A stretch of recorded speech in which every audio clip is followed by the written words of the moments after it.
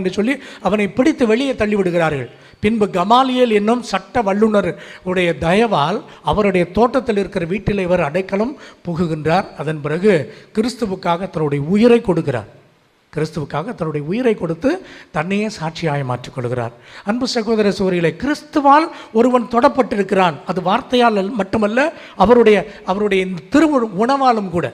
ஒருவன் தொடப்பட்டான் என்று சொன்னால் அவன் அப்படியே இருக்க முடியாது, பழையது போல இருக்கக்கூடாது, அவன் மாறிவிடுகிறான். எனவே தான் கிறிஸ்துவில் நாம் புதிய படைப்பாய் மாறுகிறோம், புதிதாய் பிறந்தவர்களாய் மாறுகிறோம்.